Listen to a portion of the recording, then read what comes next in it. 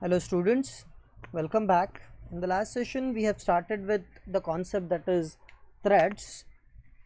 We have studied what is thread, uses of threads and how threads are created in Java in the last session. In today's session we will discuss life cycle of thread.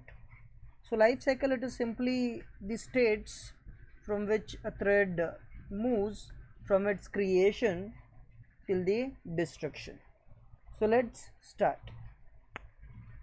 Okay, before starting with the life cycle of thread, let's see some of the important things about threads, that is stopping and blocking thread. So stopping a thread, whenever we want to stop a thread from running further, we may do so by using a method. The method is stop method, that is the thread object dot stop will simply stop a thread, and when we stop a thread, the thread is moved to a dead state. That means from the dead state again the thread cannot execute. So that it is the final state in the thread's life cycle. The thread will also move to a dead state automatically when it reaches end of its method. Thread may also go to the dead state automatically when it finishes its work, but we can move a thread to a dead state in between when it is executing, or we can call it as premature death of a thread is desired. In that case we can call a stop method. So this is how we can stop a thread in between, by using a method stop. Now blocking a thread, it is also possible to block a thread for some time, and the thread can again can be brought into execution. Now a thread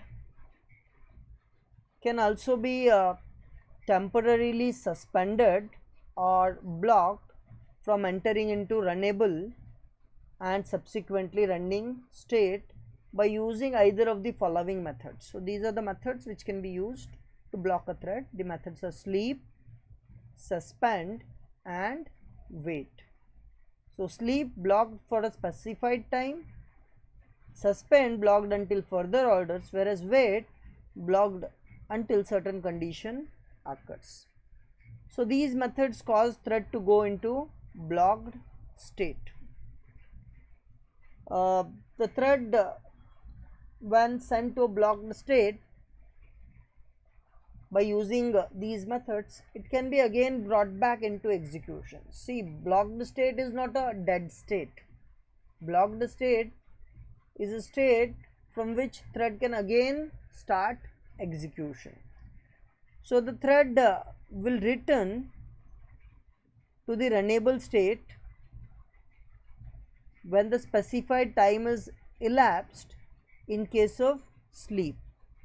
If we have called a sleep method to send a thread to a blocked state, that thread will automatically come back for the execution after the sleep time is over.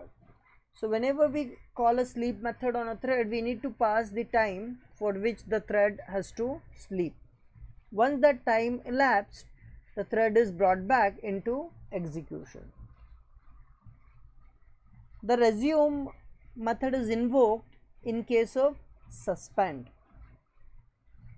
If a thread is blocked because of suspend method, then we can brought it back into execution by calling a method that is resume.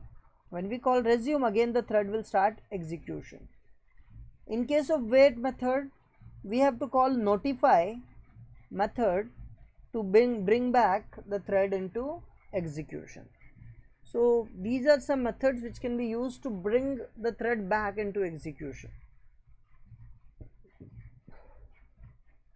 The next important thing is life cycle of a thread.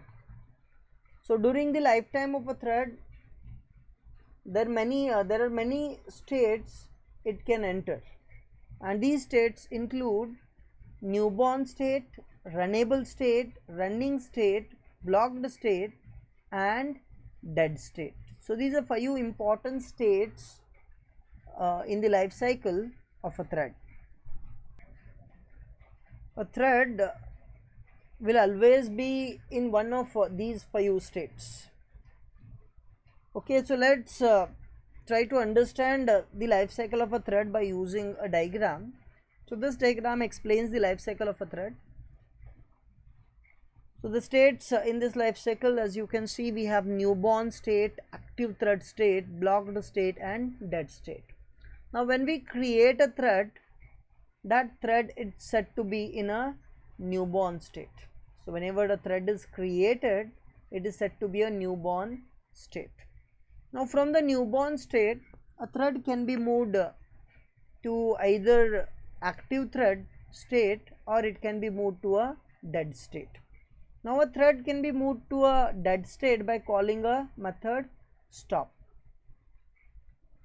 After creating a thread, if we immediately call a method that is stop, that is thread name dot stop or thread object dot stop, it will be moved to the dead state. Or we can move it to a active thread state by calling a method start. And when we call a method start, the thread is first moved to a runnable state. Now active thread having 2 different states, that are runnable and running. So whenever we call a method start, the thread is moved to runnable state. Runnable simply means it is ready to run. It is not running yet, but it is ready to run, waiting for processor cycles. Now from the runnable state, the thread is moved to a running state automatically by using certain algorithms, that is scheduling algorithms. Now based on the scheduling algorithm, one of the thread from the runnable queue, it is moved to the running state, and from a running state a thread can be moved back to a runnable state by using a method yield. So a thread can be moved to a runnable state from a running state to allow other threads to execute by calling a method yield.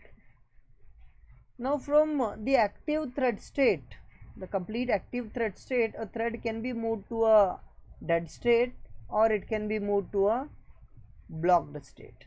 So by calling a stop method on a thread, we can move a thread, active thread, to dead state, or by calling either of this, that is suspend, wait, sleep, wait method, we can move a thread to blocked state. If a thread is moved to a blocked state by calling suspend method, if we have blocked a thread, then we can again bring it back to active thread state by calling again resume method. By calling resume, again we can bring it back to active thread section. Now if it is blocked because of wait, then it can be brought back into execution by calling notify. And if it is blocked because of sleep, in that case the thread will automatically be shifted to active thread state after the time of sleep is elapsed. From a blocked state, a thread can also be moved to a dead state by calling the same method, that is stop method. So we can use the stop method to send a thread to a dead state directly. Now a thread cannot be moved back to a active thread state once it is moved to a dead state. Once the thread is moved to a dead state, that means it has been killed, it cannot be executed again. So this is the life cycle of a thread. Thread exceptions: whenever we use thread class methods in the program, methods like sleep, suspend, resume, these methods may cause certain exceptions. So we need to enclose these methods inside a try and catch block. The call to sleep method is enclosed in try and catch block. Catch block. This is necessary because the sleep method throws an exception. The method sleep throws an exception which should be caught, and if we fail to catch the exception, then the program will not compile, and that is the reason we have to include try and catch block to include method sleep. The Java runtime system will throw an exception, that is illegal thread exception, that thread state exception, whenever we attempt to invoke a method that a thread cannot handle in the given state. So it will simply throw an exception, illegal thread state exception, whenever we try to we attempt to invoke a method which a thread cannot handle. For example, a sleeping thread cannot deal with resume. A thread is sent to a sleep method, and if we call a resume method on that, it cannot deal with that, so it will raise an exception, because sleeping thread cannot receive any instructions. Sleeping thread will be automatically brought back into execution. Whenever we call a thread method that is likely to throw an exception, we have to supply appropriate exception handler to catch it. So thread methods needs to be called from inside the try and catch exception handling block. Now the catch statement may take one of the following form. While including catch statement, we may include it something like this: catch exception thread death, catch interrupted exception, then we have illegal argument exception, and lastly the topmost class, that is exception class. So we may handle exceptions in thread by using a syntax as follows. Okay, this is about the thread exceptions. Okay, with this we will stop here today. We will continue with the discussion of threads in the next class. Thank you.